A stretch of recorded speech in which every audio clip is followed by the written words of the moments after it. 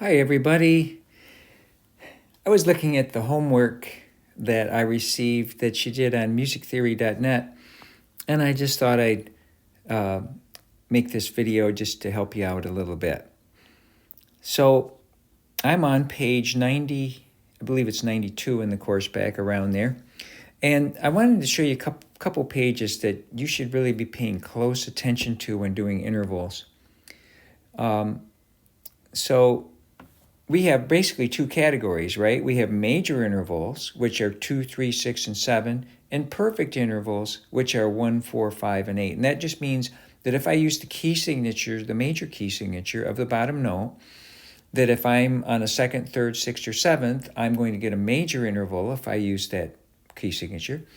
And if I use the key signature of the bottom note for perfect intervals, I'm going to get a perfect interval on 1, 4, 5, or 8. Now, I can't have a perfect second. I can't have a major fourth.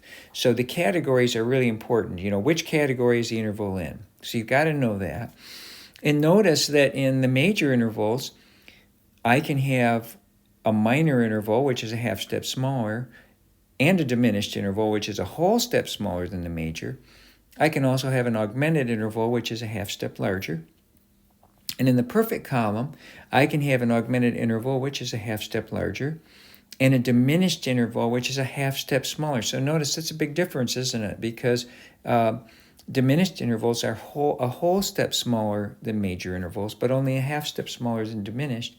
And you can't have a minor fourth or a minor fifth because they're in the perfect column. Just like you can't have a perfect second. You can have a major second or minor, diminished, or augmented, but you can't have a perfect. So this is important to know which column you're in, right? So that's kind of the first step.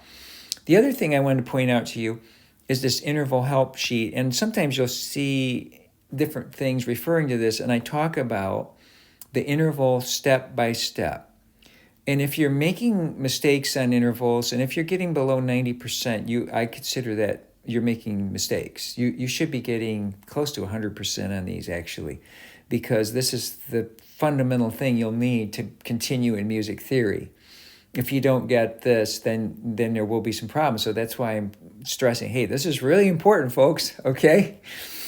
And I know that sometimes you're in an online class and maybe you think, hey, I don't need to do this, but this you really do. So the first thing is, don't try to get the right answer. I mean, yes, we want you to get the right answer, but don't try to get the right answer. Just go through the steps. Now, when you're doing it with two notes, the first question you would ask is, what number is the interval? Okay? And that's important because you have to know, am I in the perfect column or the major column? So which one am I in? You know, if it's a second, third, sixth, or seventh, it's going to be in the major. If it's a 1, 4, 5, or 8, it's going to be in the perfect. All right. So what number is the interval? Is it major or perfect? That's the question. Now use the key signature of the bottom note to find the major perfect interval. So you guys are going to go through these steps, and you'll find if the interval is major or perfect. And if the top note is in the key signature, then you've got either a major or perfect interval. If it's not, then you'll need to compare it to the major perfect interval. If it's a half step larger, then it's automatically augmented. If it's something different, if the interval a half step smaller, then if it's major, it's a minor, but if it was perfect, you'll have a diminished interval. And I use these terms smaller because obviously if we start the two notes, I can lower that top note a half step. That would make it smaller, but I could also raise the bottom note. So remember, the definition of an interval is the distance between two notes.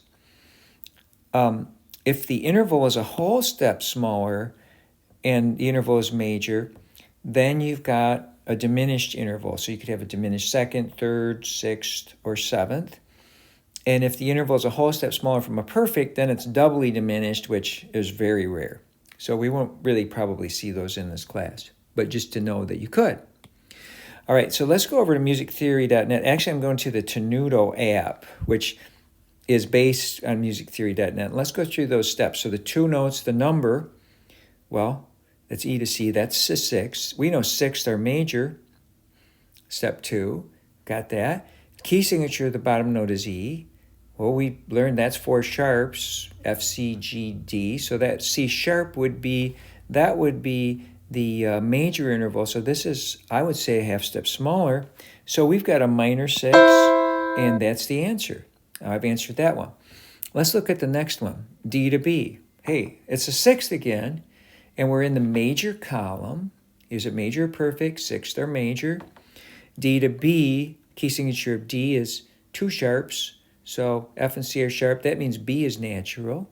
D to B is a major 6th. So that B sharp, that's going to make it a half step larger. So now I've got an augmented 6. There it is. Next one. So here I've got a 3rd, A to C. The key signature of A is 3 sharps. Remember, that's why these key signatures are so important, right? You don't want to have to be spending a lot of time thinking about it, because knowing those major key signatures will really help you do these intervals better. So the key signature of A is 3 sharps. That includes C sharp. So, hey, that's a major 3rd. It's in the key signature of the bottom note. There we go. F to C. Hey, 2 notes. It's a 5th. And we know 5ths, it's a perfect column. So it's going to be some kind of a perfect interval, or could be different. But we know that perfect intervals have the same accidentals unless the 2 notes are B and F or F and B. These are F and C. Hey, that's a perfect 5th. All right. You don't guess on these either, because, that's when you're not really going through the steps. So if you find yourself missing a lot of these, then you're probably guessing, because you probably can, the answers to these if you go through the steps. The number on this is a 7th. Which column are we in? We're in the major column. The key signature of the bottom note, B, is, give you a second here, 5 sharps. That tells you B to A sharp is a major 7th. Is this smaller or larger? It's a half step smaller. That is a minor 7th.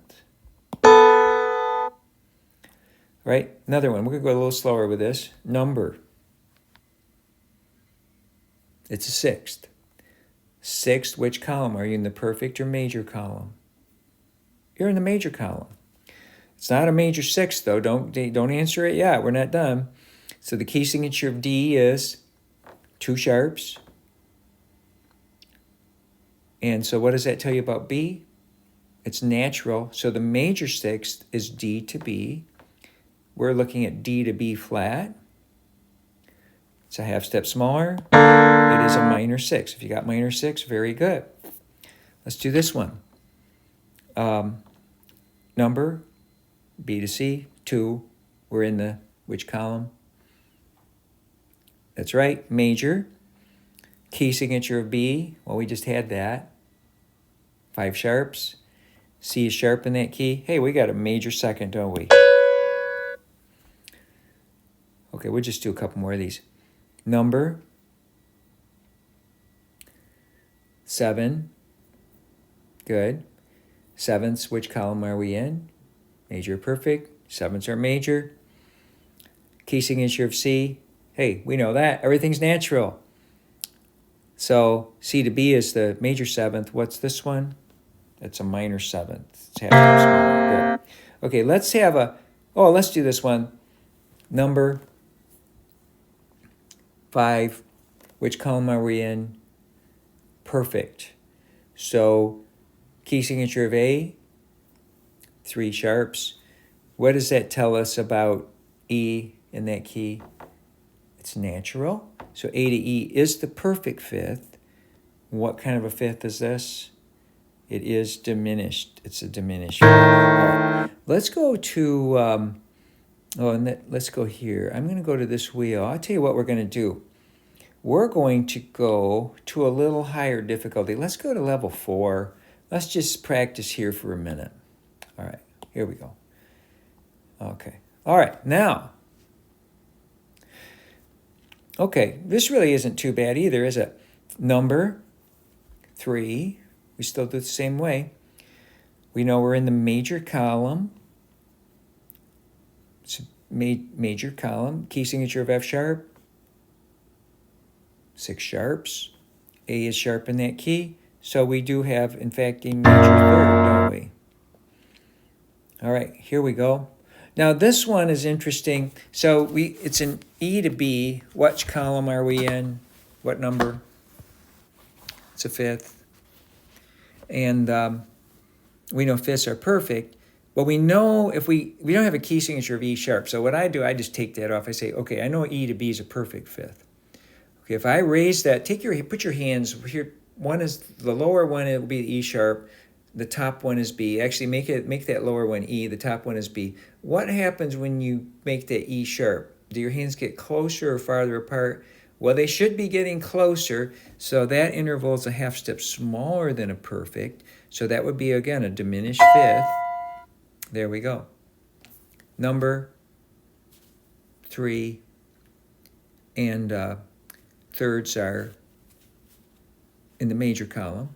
And we know that the key signature of B is 5 sharps, which includes D sharp. The major third is D sharp. Is this a half step smaller or larger? It's smaller, so we've got a minor third. Okay. I'm going to go, well, maybe that's enough for today. I'll tell you what, we'll stop there. I'm going to try to make another video in a little bit to maybe go on to a little more difficult material. But I hope this helps. Try this, watching this video. After you've watched it, I want you to go back in. If you got below 90% on the exercise where you were on musictheory.net doing the 50 correct intervals, I want you to go on and do it again. Pay close attention to what I've shown you in this video. And I think you'll be able to do it 90% and probably even close to 100%. Okay? Thanks, everybody.